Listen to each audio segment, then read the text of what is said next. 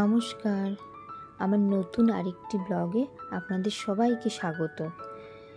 আজকে রবিবার দিন বিকেলবেলা, তো আজকে ভাবছি মেয়ে আর আমি দুজনে একটু ঘুরতে বেরোবো। তো মেয়ে অনেক দিনই কোথাও বেরোয় না আমার সাথে, তো বলছে চলো কোথাও ঘুরে আসি।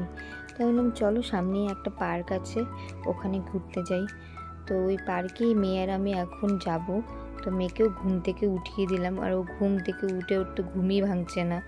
ঘুম থেকে উঠিয়ে নিয়ে বললাম চলো রেডি হয়ে না বেরোই। তো তাড়াতাড়ি দুজনে রেডি হয়ে বেরিয়ে গেলাম।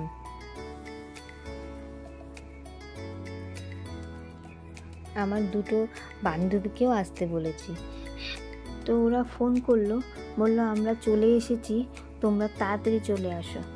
আর আমরাও তাড়াতাড়ি বেরিয়ে পড়লাম।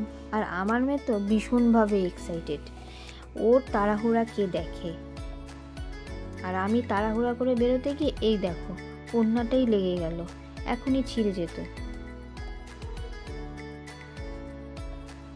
এতই তাড়াহুড়ো আমাদের দুজনের লেগেছে যে আমি ঘরের গ্রিলটাও আটকাতে ভুলে গেছি। এই দেখো, দাঁড়াও গ্রিলটা আটকে নি, তারপরে যাব। আমার মেয়ের তো আর সবুজ হচ্ছে না, ও আমাকে ছেড়েই হাঁটা দিয়ে দিয়েছে। বলছে মা তুমি আসো, আমি চাই। দেখুন ওকে, দেখুন আগে আগে হাঁটছে, আর আমি বলে যাচ্ছি আরে বাবা দাঁড়া, রে বাবা দাঁড়া, আমার সাথে হাঁট। বলছে না আমি আগে যাই। ওর তো ভীষণই এক্সাইটেড, ওর ভাবনা চিন্তা যে কখন আমি গিয়ে স্লিপারে উঠবো, কখন আমি গিয়ে দোলনাতে উঠবো, এই বলে যাচ্ছে আমাকে।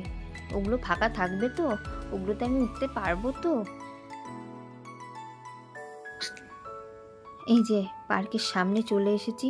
আজ তো রবিবার, আজ বুঝি পার্কে ভীষণই ভিড় হবে মনে হচ্ছে। হ্যাঁ, যা ধরেছি তাই ঠিক, সেই ভিড় আজকে পার্কে। আসলে সামার তো, এই সময় শনি রবিবার প্রচণ্ড পার্কে ভিড় হয়, সব বাচ্চারাই আসে পার্কে এই সময়। কিন্তু আমি তো পার্কে ঢুকে আমার বান্ধবীদের খুঁজে পাচ্ছি না, সমানে খুঁজে যাচ্ছি, ওরা যে কোথায় গেল। ওই দেখো দুজন, যাই ওদের কাছে যাই, দাঁড়ান। এই যে আমার সব থেকে প্রিয় আর মিষ্টি একটা বান্ধবী, ওর নাম হচ্ছে কোয়েল। আর পিছনে দেখতে পাচ্ছেন ওই যে সুন্দর করে একটা মেয়ে, মিষ্টি মেয়ে, ও আমার নিউলি একটা ফ্রেন্ড, ওর নাম সুনিতা। আর এদিকে আমার মেয়েকে দেখুন, ও তো স্লিপারে ওঠার জন্য অস্থির, উঠেও গেছে। এখন উঠে আমাকে ডাকছে মা আসো এখানে দাঁড়াও, আমি উঠবো, এখান থেকে স্লিপার চড়বো।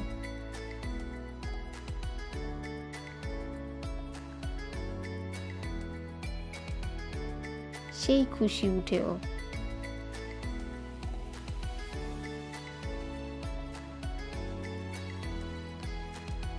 আসুন আপনাদের একটা জিনিস দেখাই, দেখছেন এটা হচ্ছে মহানন্দা নদী, কি সুন্দর না? এটা একদম পার্কের লাগোয়ায়, জানেন? এই পার্কের পাশ দিয়ে অনেকগুলো বসার জায়গা করে দিয়েছে, সবাই সুন্দরভাবে বসেছে। আর এত সুন্দর হাওয়া, কি বলবো, ভীষণ সুন্দর হাওয়া, বসে থেকে সময়টা এমনিই কেটে যায়।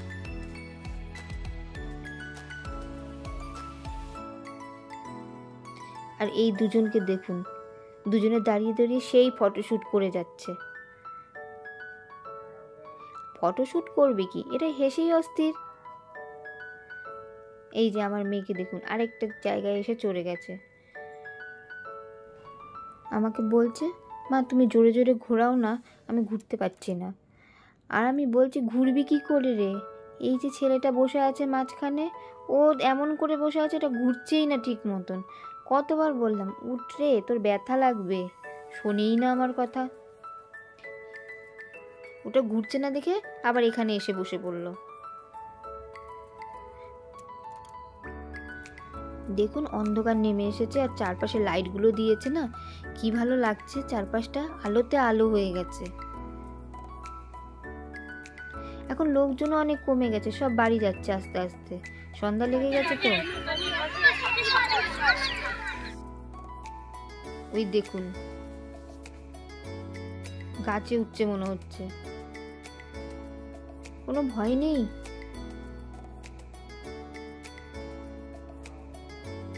আমার তো বুকটা ধুক ধুক করছে, কোন একটু পা হড়কে গেলেই পড়ে যাবে। আর আমাকে বলে যাচ্ছে আমি পড়বো না, আমি পড়বো না, আমার অভ্যেস আছে, আমি পড়বো না।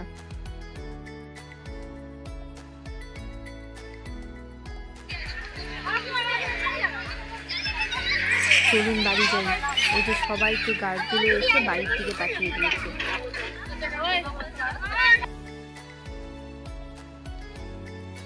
সবাইকে বলছে তাড়াতাড়ি বেরিয়ে যাও, এখন পার্ক বন্ধ হয়ে যাবে।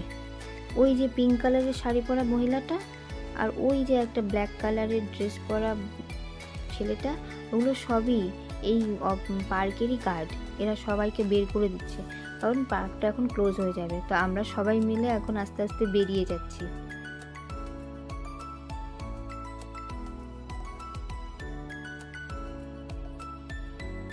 এই পার্কের গেটের সামনে একটা পাঁপড়ওয়ালা দাঁড়িয়ে আছে। আমার মেয়ের দেখা হয়ে গেছে, এখন আমার মেয়ের বায়না হয়েছে আমি পাঁপড় খাবো। আর আমার বান্ধবীর ছেলেও আছে সাথে। ওই যে আমার পেছনে, বান্ধবীর পেছনে ওই যে বান্ধবীর ছেলে, ও আবার ভীষণই লাজুক। ও কিছুই কথা বলে না, কারোর সাথে ঠিক মতন মিশতেও চায় না। তো ও বলছে আমিও একটা খাবো। তো আমি বললাম নে। তো ও আবার ওপরে একটা নিচ্ছে। ও একজন নিল ঝাল ছাড়া, একজন নিল ঝাল দেওয়া।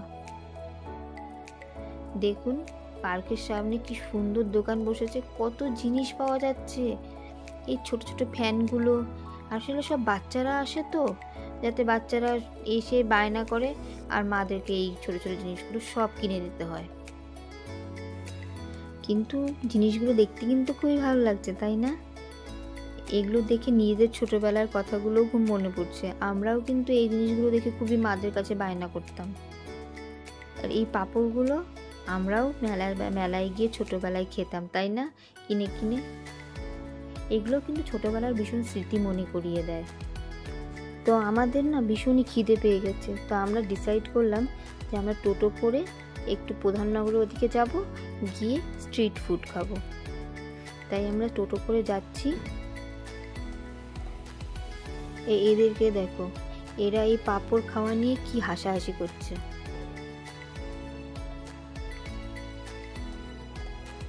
অনেকদিন পর এইসব জিনিসগুলো করতে খুব ভালো লাগে না? আবার ছোটবেলার জায়গা মনে পড়ে যায়, মনে হয় আবার ছোটবেলায় চলে গেছি। তো আমরা একটা মিষ্টির দোকানে ঢুকে গেছি অলরেডি। ঠিক এখানে মিষ্টি খাবো না, অন্য কিছু অর্ডার দিয়েছি। আর ঘুরে ঘুরে মিষ্টির দোকানে মিষ্টিগুলো দেখছি।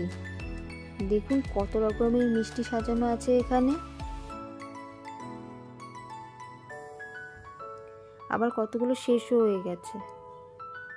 তা আমার মেয়ে এখন রসমালাই নিয়ে বসেছে, ও বলে রসমালাই খাবে। আর আমরা নিয়েছি একটা দই বড়া 1 প্লেট। তো সবাই একটু একটু ট্রাই করব। তাই কোয়েলকে বললাম তুমি খেয়ে বলো কেমন হয়েছে। কেমন কেমন?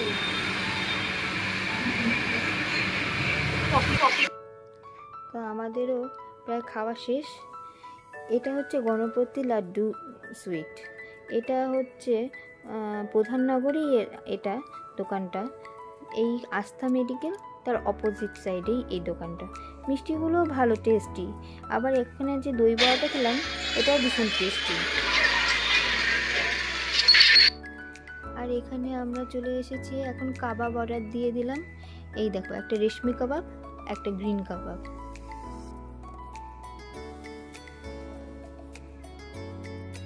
এটা কি সুন্দর দেখতে, আমার মেয়ের খুব পছন্দ হয়েছে এই কাবাবটা, ও এটাই খাবে বলছে।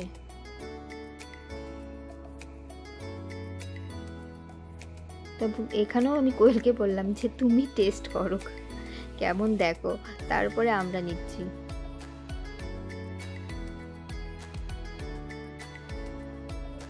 এখানে বললাম কেমন খেয়ে, বলে দারুণ। এরপরে আমরা একটা ক্যাফেতে চলে গেলাম। আমি আর আমার বান্ধবী কোয়েল, আমরা দুজনে অর্ডার করেছিলাম 2টো চা। এখানকার চাটা কিন্তু দারুণ। আর আমার বান্ধবীর ছেলে ও অর্ডার করলো স্যান্ডউইচ। আর আমার ওই আরেক বান্ধবী ছিল সুনিতা, ও অর্ডার করলো মোমো। আমার মেয়ে বলছে আমি আর কিছু খাবো না। কেমন?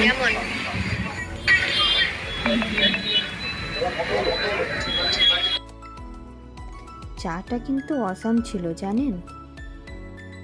তো আমাদের ঘোরা আড্ডা সব শেষ, এখন আমরা বাড়ির পথে যাচ্ছি।